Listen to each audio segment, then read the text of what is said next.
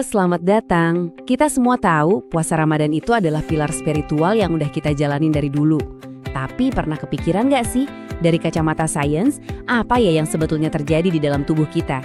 Nah, hari ini kita bakal kupas tuntas sisi ilmiah di balik ibadah yang luar biasa ini. Oke, kita mulai dari fondasinya ya. Ayat ini adalah jantung dari Ramadan, sebuah panggilan untuk jadi pribadi yang lebih bertakwa. Inilah tujuan spiritual yang menyatukan kita semua.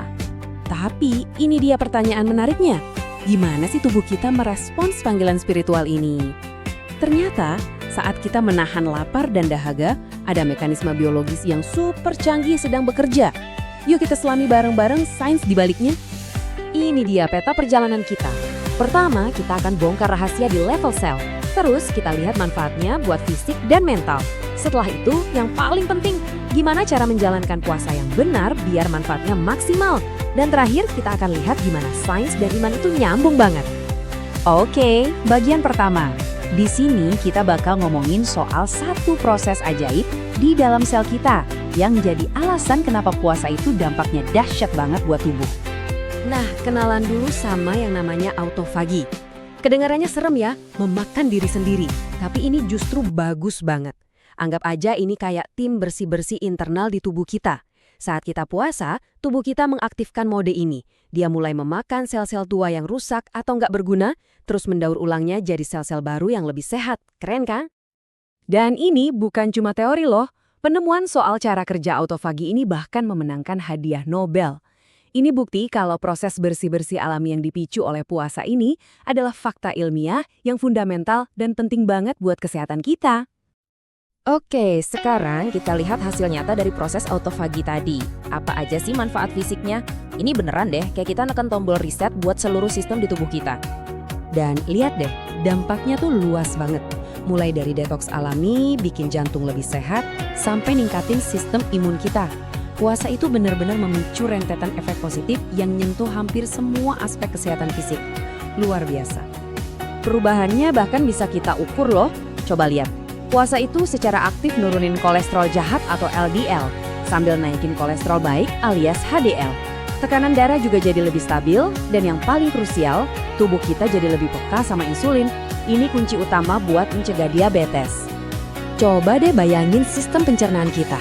Dia kan kerja non-stop setiap hari, kayak mesin pabrik. Nah, puasa itu ngasih dia libur.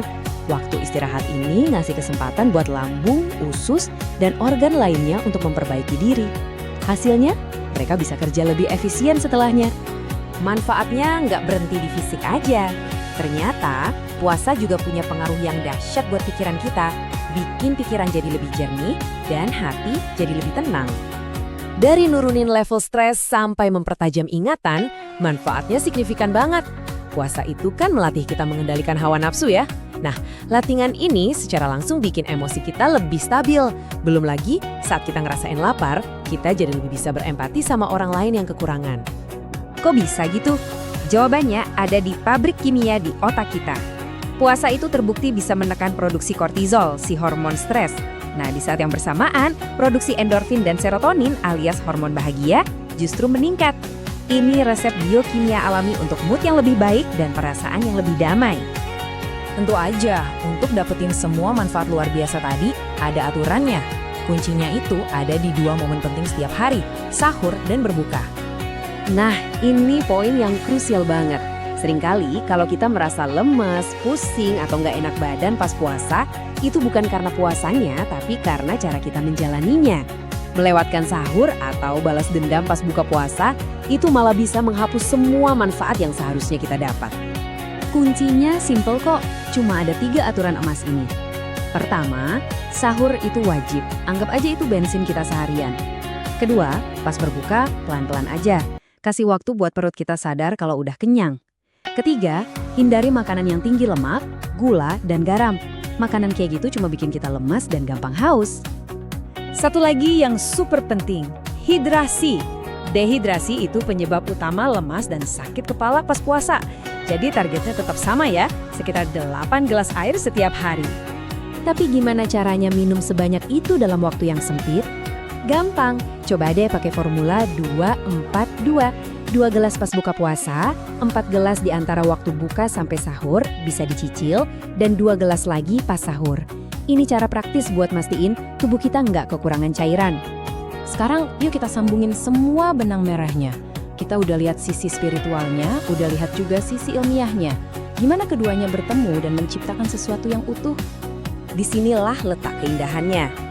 Setelah sebulan penuh proses autofagi, sel-sel tubuh kita itu secara harfiah diperbaharui, jadi lebih segar. Tubuh kita seakan terlahir kembali. Konsep ini familiar banget kan?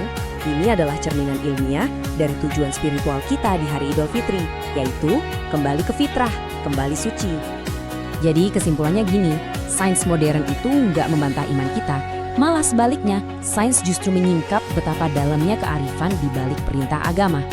Puasa adalah anugerah yang jadi alat yang super ampuh untuk peremajaan fisik sekaligus spiritual. Sebagai penutup, mari kita sama-sama renungkan pertanyaan ini. Setelah tahu semua keajaiban yang terjadi di dalam tubuh kita, gimana caranya kita bisa menjalani Ramadan kali ini dengan lebih sadar, lebih bersyukur, dan memaksimalkan setiap detiknya untuk kesehatan tubuh dan juga ketenangan jiwa?